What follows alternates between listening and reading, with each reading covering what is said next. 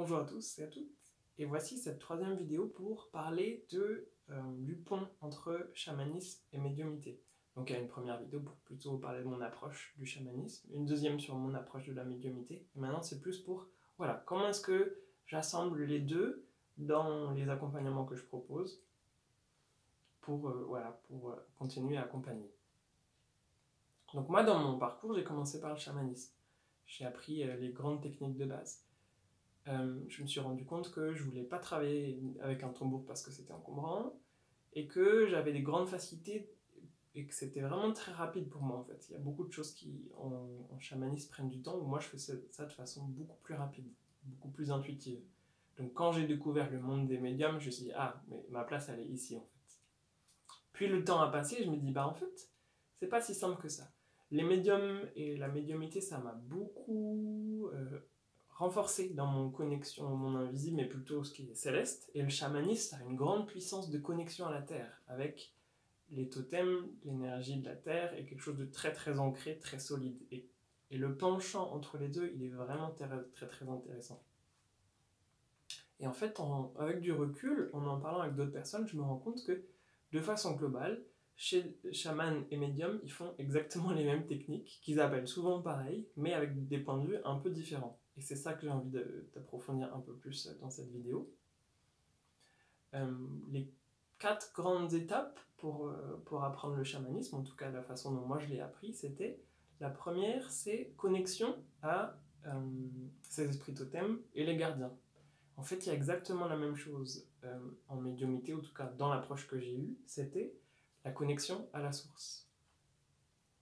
Puis la connexion à son moi supérieur. Dans ces deux approches, l'idée c'est qu'on va s'appuyer sur nos ressources et les ressources qu'on a dans les mondes invisibles pour se sentir plus accompagné et plus solide au quotidien.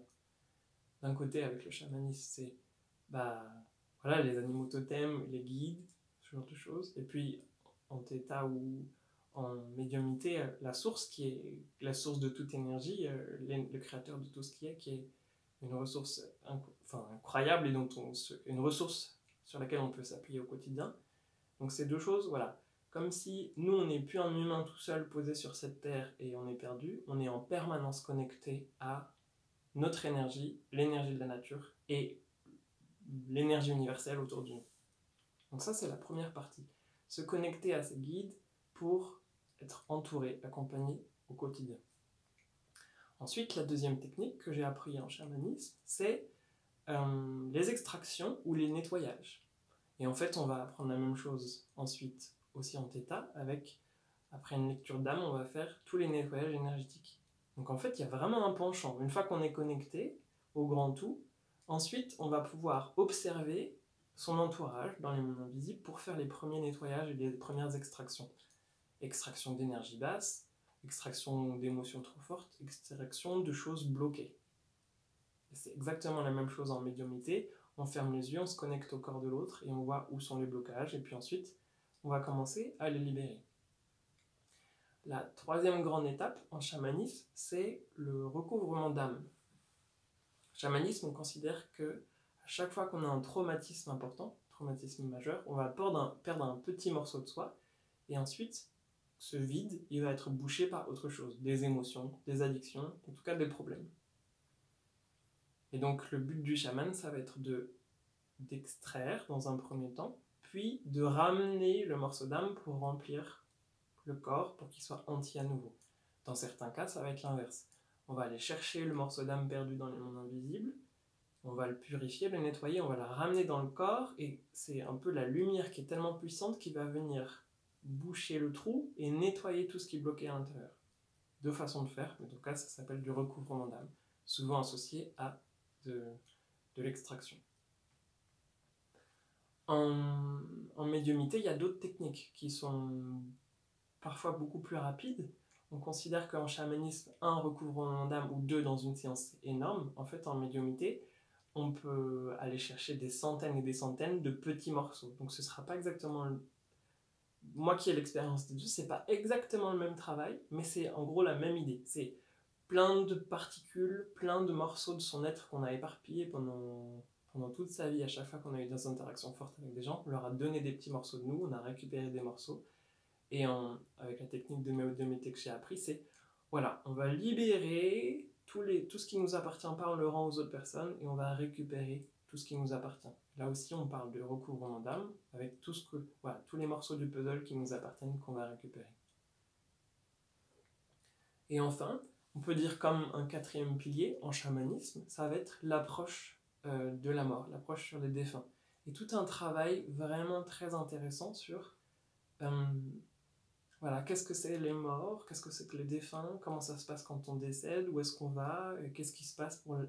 Voilà, c'est quoi la différence entre un esprit et l'âme, et creuser tout ce chemin avec le chamanisme. Et en fait, j'ai fait exactement la même chose aussi en médiumnité, avec d'autres découvertes. Et là aussi, c'est un travail qui est très intéressant et qui est, pour moi, indispensable pour tous les gens qui travaillent dans le monde invisible. Donc voilà, ce travail avec les nettoyages, comment est-ce qu'on interagit avec un défunt, comment l'accompagner pour qu'il passe dans le monde d'après, comment nettoyer les lieux et toutes ces choses qui pour moi me semblent indispensables. Et donc en fait tout ce pont entre chamanisme et médiumnité, moi je le trouve fascinant. C'est comme pour moi deux approches pour faire le même travail et qui sont très complémentaires, et j'aime beaucoup les utiliser l'une et l'autre en soins. Et maintenant, la grande étape, c'est transmettre tout ça. Chez les médiums, je connais des médiums qui connaissent un peu le chamanisme. Chez les chamans, je connais des chamans. Mais en fait, il y a très peu de personnes qui font la passerelle entre les deux. Et je crois que là, c'est un peu... Enfin, je ne vais pas dire que c'est innovant et quoi que ce soit, parce qu'on s'en fout. Et puis, c'est pas ça la question. Mais... en tout cas, moi, ce parallèle et ce pont entre les deux, je suis très intéressé de le faire et je trouve ça passionnant. Et voilà, et donc maintenant, la formation que je propose en septembre prochain, ça va être aussi ça. Comment apprendre à se connecter au monde invisible et toujours faire en chamanisme, puis en médiumnité. Qu'est-ce qui est le plus facile pour chacun? Et vraiment d'approfondir ses capacités et sa compréhension des mondes invisibles avec l'expérience. Et donc voilà, moi j'ai appris tout ça. J'ai beaucoup découvert par moi-même en piochant dans plein d'endroits différents. Et maintenant, voilà, j'accompagne mes patients en leur transmettant tout ce que j'ai appris. Et puis, encore plus avec certains lors de cette formation. Voilà, c'était la dernière vidéo de la série 3 avec chamanisme, médiumnité et le pont entre chamanisme et médiumnité. Merci beaucoup de votre écoute. Et à bientôt!